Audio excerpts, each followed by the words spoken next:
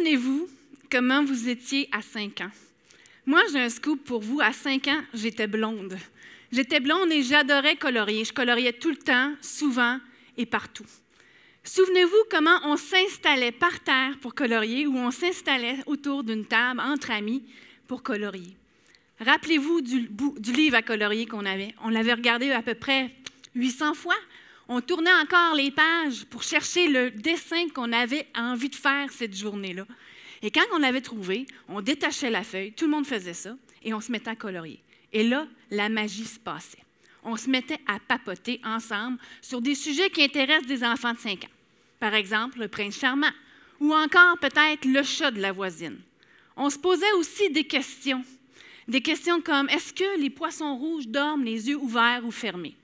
On se posait aussi des questions existentielles parce qu'à 5 ans, on s'en pose des questions existentielles. On se demandait, est-ce que le Dalai Lama a dans son garde-robe des outfits d'une autre couleur qu'orange et jaune? Autour de la table, autour du livre à colorier, il s'en passait des choses, puis on discutait, mais on discutait aussi d'une chose très importante, on discutait de ce qu'on faisait présentement autour de la table. On tripait sur le dessin d'une de nos amies parce qu'elle ne dépassait pas les lignes. Wow!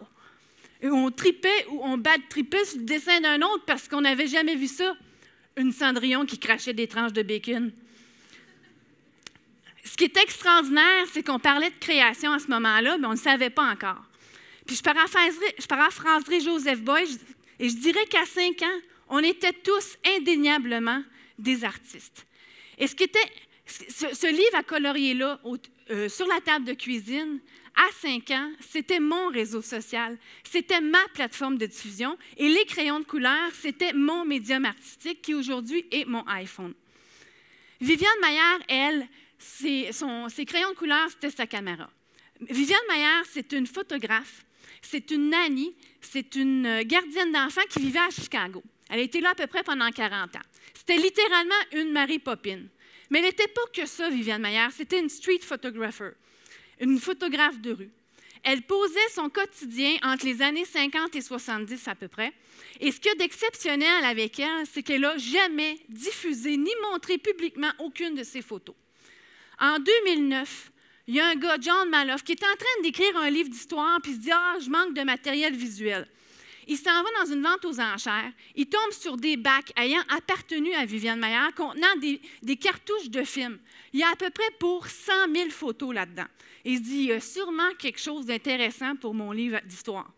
Il achète le lot, il s'en retourne chez eux, il tombe complètement à renverse.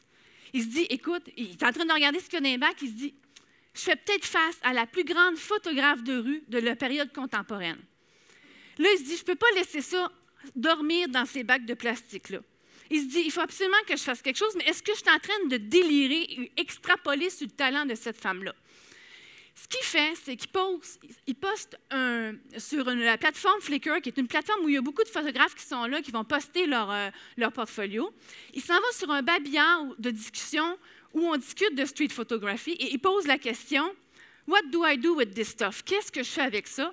Il met un lien. Et sur ce lien-là, il y a à peu près une dizaine de photos numérisées de Viviane Maillard. C'est la première fois que publiquement on voit des photos de cet artiste-là. Évidemment, les réactions sont instantanées. Les gens, ils disent comme, écoute, regarde, c'est historique ce que tu as là, tu dois absolument montrer ça aux gens. Tu ne peux pas laisser ça dormir dans tes bacs de plastique. Il se dit, ouais, OK, il y a 100 000 photos. J'ai besoin de financement, je ne peux pas faire ça tout seul comme ça. Qu'est-ce qu'il fait? C'est qu'il décide qu'il va faire un documentaire. Et il présente son projet sur une plateforme comme Kickstarter. Kickstarter, c'est une plateforme de crowdfunding. Ça, le crowdfunding, c'est le financement par la communauté. Donc, vous présentez un projet, vous le faites financer soit par, pas nécessairement juste par votre voisin de gauche ou voisin de droite, mais c'est la planète au complet qui aide à financer un projet sur une base volontaire. Donc, évidemment, lui, il présente son projet de documentaire qui va relater l'histoire de Viviane Maillard, qui va relater aussi toute l'œuvre artistique de Viviane Maillard et aussi la découverte exceptionnelle de cette photographe-là. Évidemment, c'est un succès. Il y a son financement et grâce à ces plateformes-là, on a accès aujourd'hui à l'œuvre complète de cet artiste-là. On a accès à un site Internet, et maintenant galerie, musée, livres, machin, tout ça. Et ce qui est extraordinaire, c'est que Viviane Maier, en 70, elle n'avait pas accès aux plateformes de diffusion. Elle avait juste ses crayons de couleur. Elle n'avait pas de livre à colorier. John Malouf nous a ouvert le livre à colorier de Viviane Maier. Et je suis convaincue qu'aujourd'hui, Viviane Maier, elle utiliserait probablement les mêmes outils que moi, parce que ça correspond avec sa pratique artistique et ça correspond aussi avec la job qu'elle faisait à l'époque. Je l'imagine très bien avec son iPhone en disant « Oui, oui, madame, oui, Simon et moi passons une journée merveilleuse. Mis à part le fait qu'il s'est rentré un dinosaure dans la narine, tout va bien. J'ai réussi à l'enlever et j'ai pris 12 photos exceptionnelles et je les ai mises sur Instagram sous le hashtag « dinosaure dans le nez ». C'est sûr que c'est possible. C'est sûr qu'elle aurait fait ça aujourd'hui parce que ça correspond avec la pratique artistique qu'elle faisait. Et ces plateformes-là, ils sont encore plus proches de l'idéal de Joseph Beuys, dans le sens qu'il disait « Everyone is an artist ». On s'approche encore plus de ça. Et comme je disais, Viviane Maier, c'est vraiment iPhonographeur aujourd'hui, mais vous me demandez qu'est-ce que l'iPhonographie? L'iPhonographie, c'est l'art de prendre des photos avec votre iPhone et d'éditer ces photos-là à même le iPhone. Donc, si vous sortez vos photos du iPhone, ce n'est pas de l'iPhonographie. Et si vous avez un Android, vous n'êtes pas en reste, ça s'appelle de la photographie mobile.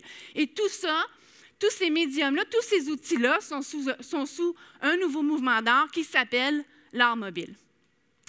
L'art mobile a besoin aussi de ces plateformes de diffusion-là, parce qu'il y a des gens sur ces plateformes de diffusion-là qui n'auraient probablement jamais sorti leurs œuvres des bacs de plastique comme Viviane Maier et qu'on n'aurait jamais probablement entendu parler. Des gens qui, possiblement, n'auraient jamais ouvert leur livre à colorier sans ces plateformes de diffusion-là et sans ces outils accessibles-là. Des gens qui, probablement, sans ces plateformes-là et sans l'encouragement des communautés présentes sur ces plateformes-là, n'auraient probablement jamais montré publiquement les œuvres qu'ils font. On est tous, aujourd'hui, contrairement à v'là 10 ans, on est tous les curateurs de ce qu'on a présentement sur le web. On décide du contenu, on est participatif. V'là 10 ans, là, on décidait pour nous quel était l'idéal esthétique qu'on devait regarder. On décidait des photos qu'on voyait. Aujourd'hui, on est participatif à ça. On décide ce qu'on voit, on participe, on décide de ce qu'on voit carrément. V'là 10 ans, on prenait une photo, on la faisait développer et c'était tout, c'était mort dans l'œuf. Aujourd'hui, c'est complètement différent. On prend une photo, on se questionne, on la recadre, on met un filtre, on ajuste la luminosité, on ajuste les couleurs et on la diffuse et on discute. On pose quotidiennement un geste d'art en prenant des photos grâce aux outils et aux appareils mobiles qu'on a avec nous en tout temps. Ce qui est exceptionnel et ce que j'aime fabuler, j'aime peut-être, je ne sais pas, je dois sûrement fabuler, mais il doit y avoir une part de vérité là-dedans. J'ose espérer que des 25 millions d'utilisateurs qui sont inscrits sur Instagram présentement, parce que c'est la dernière donnée qu'on a, qu'on est 25 millions sur Instagram, disons la moitié, disons 12,5 millions d'utilisateurs d'Instagram qui utilisent ça aujourd'hui, prennent une photo, appliquent un filtre et diffusent leur photo, que 12,5 millions de personnes qui posent un geste créatif. On ne faisait pas ça, v'là 10 ans. V'là 10 ans, ces 12,5 millions de personnes-là ne posaient aucun geste de création. Aujourd'hui, on fait ça, c'est exceptionnel. Je pense sincèrement qu'on est en train de se taper une gigathérapie par l'art. Et ça peut juste être bénéfique. Puis ça l'a été pour moi. En 2009, l'année où John Malouf a découvert Viviane Maier, moi, j'ai découvert l'iPhonographie. C'était comme un super lien, là. Donc, l'année où John Malouf a découvert Viviane Maier, j'ai découvert l'iPhonographie. Et si je n'avais pas eu accès à ces... J'ai découvert l'iPhonographie, j'ai trippé, c'était vraiment un médium qui a fité avec qui j'étais, avec mon tempérament, avec mon amour des technologies. Mais en 2009, j'étais très recluse. Je faisais de la création, mais je ne diffusais pas ce que je faisais. Et là, j'ai eu envie de le faire. J'ai eu envie de mettre un test que j'ai fait. Le premier test que j'ai fait, je l'ai mis sur la plateforme Flickr. Et puis, bang, j'ai eu des réactions. Et ces réactions-là m'ont donné envie de continuer, m'ont donné envie d'essayer, de faire d'autres tests, d'en faire tout plein. Et ce qui est arrivé après tout ça, bien, carrément, mes photos se sont retrouvées à travers le monde.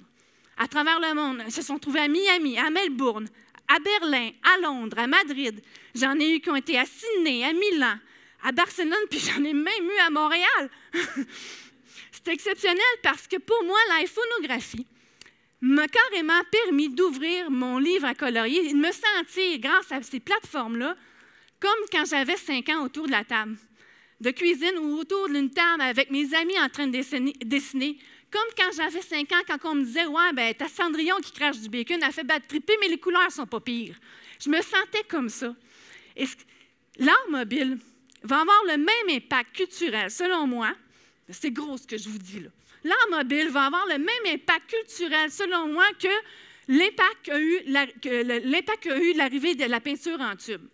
Au 19e siècle, la peinture à l'huile en tube. Au 19e siècle, les artistes peignaient dans leur atelier parce qu'ils ne pouvaient pas sortir, parce qu'il fallait qu'ils mélangent leurs couleurs. Et c'était gros, c'était énorme, ils ne pouvaient pas sortir de là. Et là, il y a quelqu'un quelque part qui s'est dit « Hey, dude, on met ça dans des tubes. » Et là, qu'est-ce qui s'est passé? C'est que les artistes sont sortis dehors, ils se sont mis à les peindre sur le vif.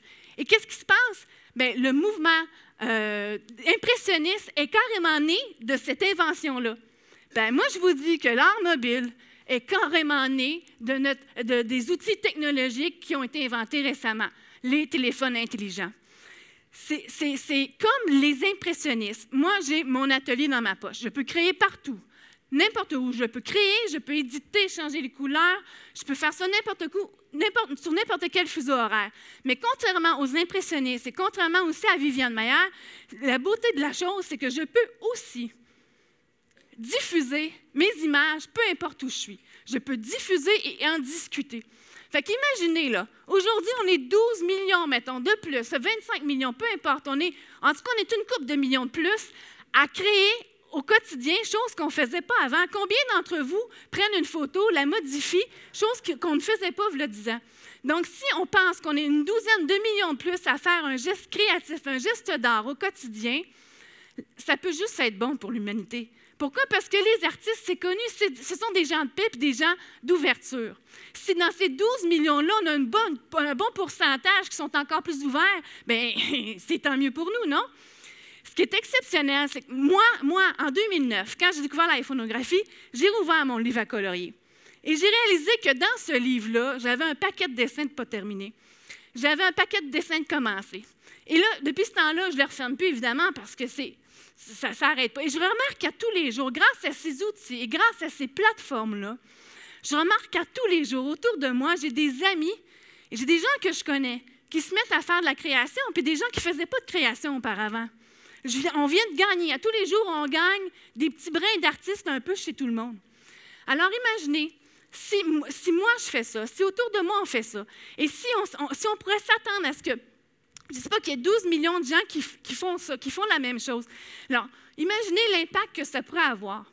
Parce que pour moi, sur moi, ça a eu un impact. Il y a un jour, en 2009, il y a quelqu'un qui a participé sur une plateforme, qui a réagi à une photo que j'ai mise, puis je suis ce que je suis aujourd'hui. Je suis rendue ce que je suis. C'est exceptionnel. Je vous invite à participer à ce gros bonheur-là avec moi. Merci.